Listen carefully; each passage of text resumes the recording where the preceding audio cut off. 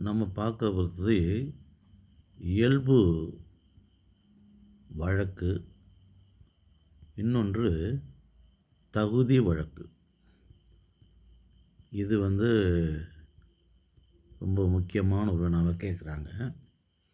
முதல்ல இயல்பு வழக்குனா என்னன்னு பார்ப்போம். நமது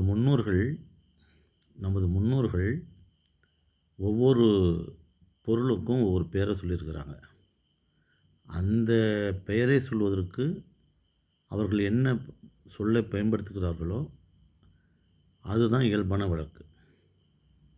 ஒவ்வொரு பொருளை குறிப்பதற்கும் ஒவ்வொரு சொல்லை குறித்து வச்சிருக்கிறாங்க. அந்த பொருளை குறிப்பதற்கு அதற்கென்று குறிக்கப்பட்ட சொல்லை தான் நாம் சொல்ல வேண்டும், பேச வேண்டும். எந்த பொருளுக்கு எந்த சொல் அமைந்ததோ அந்த பொருளை அந்த சொல்லால் வழங்குவதற்கு தான் இயல்பு வழக்கு அப்படின்னு பேர். அந்த இயல்பு வழக்கு 3 வகைப்படும். இயல்பாக மக்கள் பேசக்கூடிய வார்த்தையின் வழக்கு, அது 3 வகைப்படும். அதில் முதல்ல சொல்கிறது இலக்கணம்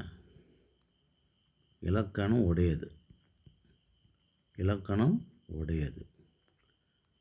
அது சரியான ஒரு இலக்கணத்தை கிராமட்டிக்கல் ஃபார்மில் தான் அது இருக்கும். இப்போ உதாரணமாக குயில் பாட மயில் ஆட மருதம் வீற்றிருக்கும் என்று கம்பர் சொல்லுகிறார். வீற்றிருக்கும் என்று கம்பர் சொல்லுகிறார். அதாவது தண்டலை மயில்கள் ஆட, தாமரை விளக்கம் தாங்க, கொண்டல்கள் முழவின் ஏங்க, கோலை கண்வெடித்து நோக்க, தெந்திர எழினி காட்ட, தேம்பிழி மகரையாடின் வண்டுகள் இனிது பாட மருதம் விட்டிருக்குமாதோ என்று அயோத்தியா கண்டத்தில் சொல்கிறார். இப்போ இது இலக்கணம் உடையது. குயில் பாடுது, மயில் ஆடுது. குயில் ஆடலை, மயில் பாடலை. எனவே இது இயல்பான வழக்கு தான். இது முழுவதுமே இலக்கணத்தில் ஒப்புமைப்பட்டது, இலக்கணத்தினால் ஒத்துக்கொள்ளப்பட்ட ஒன்று. அதுதான் இலக்கணம் உடையது. இயல்பு வழக்கில் இலக்கணம் உடையது அப்படிங்கிற பதில் பார்க்கலாம். அதே போல் பார்த்திங்கன்னா, அடுத்து இயல்பு வழக்கிலேயே பார்த்திங்கன்னா இலக்கண போலி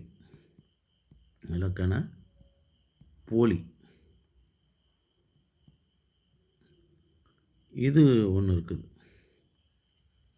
உதாரணமாக, இலக்கணத்துக்கு உட்பட்ட 2 சொற்கள் நாளடைவில் மாறி முன்னிருக்க வேண்டிய சொல் பின்னாகவும், பின்னிருக்க வேண்டிய சொல் முன்னாகவும் முறை பிறழ்ந்து இருந்தால் அதுதான் இலக்கண போலி. உதாரணமாக, இப்போ இல்முன் அப்படிங்கிற வார்த்தை எடுத்துக்குவோம். இல்முன் அப்படின்னா இல்லத்திற்கு முன்னாடின்னு அர்த்தம். அது முற்றம், இல்லத்தின் முன்னால். ஆனால் இலக்கியத்தில் எப்படி சொல்கிறாங்க, இந்த முன் பின்னாடி போயிடுது, இல்லு முன்னாடி வந்துடும். அப்போ முன்றில் அப்படிம்பாங்க, முன்றில் அப்படின்னு சொல்லுவாங்க.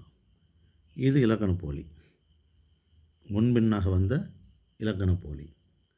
இப்போ நகர்ப்புறம் அப்படின்னு நம்ம சொல்கிறோம், நகர்ப்புறம் அப்படின்னு சொல்கிறோம். அதுதான் அந்த காலத்தில் புறநகர் அப்படின்னு நம்ம இன்றைக்கும் பேசுகிறோம். அது இலக்கண போலி, இயல்பு வழக்கில் இலக்கண போலி. இப்போ தசை அப்படிங்கிறது தான் உண்மையான வார்த்தை. ஆனால் சா அங்கே வந்துடுது, தா அங்கே சதை அப்படிங்கிறது நம்ம பேசுகிறோம். இதுதான் இலக்கண போலி. கால்வாய் அப்படிங்கிறது தான் உண்மையான வழக்கு. ஆனால் வாய் அங்கே போயிடு, கால் பின்னாடி போகிறதுனால அது வாய்க்கால் என்று இலக்கண போலியாக மாறி வருகிறது. அப்போ இயல்பு வழக்கில் இலக்கணம் உடையது சரியாக இருக்கும். இலக்கண போலி என்பது முன்னோர்கள் சரியாக சொன்ன வார்த்தைகளை முன்னுக்கு நாளடைவில் முன் எழுத்து பின்னெழுத்தாகவும், பின்னெழுத்து முன்னலாக மாறுவது இலக்கண போலி. இதுவும் ஒரு இயல்பு வழக்கு தான். அடுத்து மறுவுச்சொல். இயல்பு வழக்கில் அடுத்து மருவுச்சொல் பார்க்கலாம். மருவுச்சொல் அப்படிங்கிறது என்ன? மருவி வருவது இல்லையா? அதாவது இலக்கணத்துக்கு உட்பட்ட சொற்கள் முறை பிறழ்ந்து முன் பின்னாக இலக்கணம் உடையவனது போல வருவதில்லாமல் வேறு வழியில் சில எழுத்துக்கள் கெட்டு போகும், சில எழுத்துக்கள் திரிந்து போகும், சில எழுத்துக்கள் தோன்றி இலக்கணத்தில் சிதைந்து உருமாறி வழங்கும். அவற்றை தான் நம்ம மருவுன்னு சொல்கிறோம். மருவு அப்படின்னா அதுதான் மருவுச்சொல் அப்படின்னு பேர். உதாரணமாக மன்னார்குடியை மண்ணைங்கிறோம், காரைக்காலை காரைங்கிறோம், நாகப்பட்டினத்தை நாகைங்கிறோம். இதுதான் மருவுச்சொல். அதுதான் மருவுச்சொல். சோழ நாடு அப்படிங்கிறது என்ன சொல்கிறாங்க? சோழ நாடு என்பதுதான் இயல்பு வழக்கு. ஆனால் அது சோநாடு அப்படின்னு சொல்லுவாங்க இல்லையா? சோநாடு அப்படின்னு சொல்லுவாங்க. அது மருவுச்சொல். இப்போ கோயம்புத்தூரை தான் நம்ம கோவைன்னு சொல்கிறோம் இல்லையா? நாகப்பட்டினத்தை நாகப்பட்டினம் என்பதை நாகை அப்படின்னு சொல்கிறாங்க. காரைக்காலை காரைன்னு சொல்கிறாங்க.